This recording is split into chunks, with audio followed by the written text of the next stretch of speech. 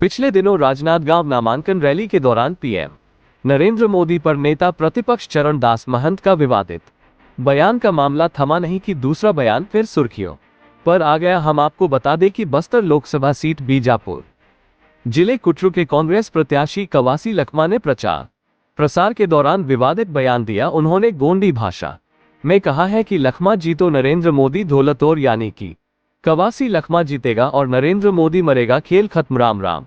इसी मामले लेकर आज भाजपा के चुनाव कार्यालय में पूर्व सांसद व लोकसभा चुनाव के संयोजक मधुसूदन यादव ने प्रेस वार्ता ली। मधुसूदन यादव ने कांग्रेस के प्रत्याशी कवासी लखमा के बयान लेकर पलटवार करते हुए कहा कि यह बयान अति निंदनीय है। उन्होंने कहा है कि लखमा जीतेगा और मोदी मरेगा। मुझे लगता है कि इनके दिमाग में कोई न कोई षड्यंत्र है। वे स्वयं झीरम घाटी की घटना में संदिग्ध थे। पूर्व अध्यक्ष और बाद के 5 साल के मुख्यमंत्री भूपेश बघेल ने कहा था कि झीरम घाटी के सबूत मेरे जेब और 5 साल मुख्यमंत्री रहते हुए वह अपने जेब से वो सबूत नहीं निकाल पाए, तो नक्सलियों के साथ उसकी मिली जुली कव्वाली दिख रही है। मुझे लगता है कि लखमा ने मोदी जी के खिलाफ नक्सलियों के साथ मिलकर कोई षड्यंत्र किया है। आप सबको भी विदित ही होगा कि हमारे क्षेत्र के मोहल्ला मानपुर में कांग्रेस के विधायक के साथ मंच शेयर करते हुए सरजू टेकॉम ने कहा था कि जो भाजपा के लिए वोट मांगने आएगा उसका सर काट देंगे। ये जिस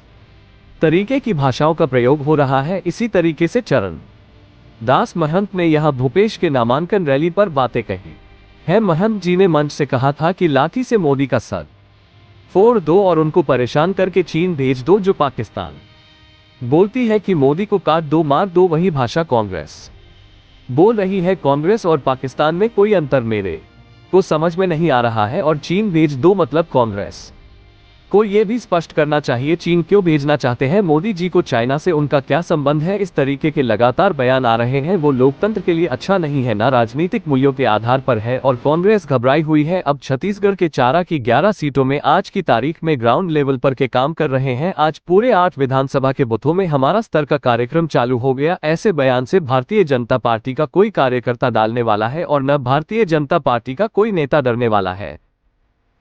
कांग्रेस के नेता लगातार कर रहे हैं, ये अति निंदनीय है। अभी सबसे ताजा बयान कल का है जो कांग्रेस के बस्तर के प्रत्याशी कवासी लखमा जी का है। उन्होंने कहा है कि लखमा जीतेगा और मोदी मरेगा। मुझे लगता है कि इनके दिमाग में कोई न कोई षड्यंत्र है, क्योंकि ये स्वयं झीरम घाटी की घटना में संदिग्ध थे। तब के कांग्रेस के अध्यक्ष और बाद के 5 साल के मुख्यमंत्री भूपेश बघेल जी ने ये कहा था कि झीरम घाटी का सबूत मेरे जेब में है, और 5 साल मुख्यमंत्री रहते हुए वो अपने जेब से वो सबूत नहीं निकाल पाए। तो नक्सलियों के साथ इनकी मिली जुली कव्वाली दिख रही है। और कहीं ना कहीं मुझे लगता है कि लखमा ने मोदी जी के खिलाफ नक्सलियों के साथ मिलकर के कोई ना कोई षड्यंत्र किया है। और यदि नहीं किया है तो कांग्रेस को स्पष्ट करना चाहिए। आप सबको विदित ही होगा कि हमारे ही क्षेत्र के मोहल्ला मानपुर में कांग्रेस के विधायक के साथ मंच शेयर करते हुए सुरजू टेकाम ने ये कहा था कि जो भाजपा के लिए वोट मांगने आएगा उसका सर काट दो। तो ये जो इस तरीके की भाषाओं का प्रयोग हो रहा है, इसी तरीके से चरणदास महंत जी ने यहाँ भूपेश बघेल जी के नामांकन रैली में जो बातें कही हैं वो सब आपको विदित ही है, फिर भी स्मरण करा देता हूँ। उन्होंने कहा कि लाठी से मोदी जी का सर फोड़ दो और उसको परेशान करके चीन भेज दो। तो जो भाषा पाकिस्तान बोलती है कि मोदी को काट दो, मार दो, वही भाषा कांग्रेस बोल रही है। तो कांग्रेस और पाकिस्तान में कोई अंतर मेरे को समझ में नहीं आ रहा है।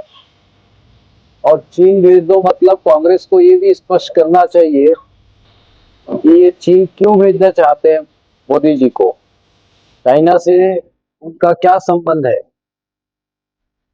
इस तरीके के जो लगातार बयान आ रहे हैं वो लोकतंत्र के लिए अच्छा नहीं है, ना राजनीतिक मूल्यों के आधार पर है।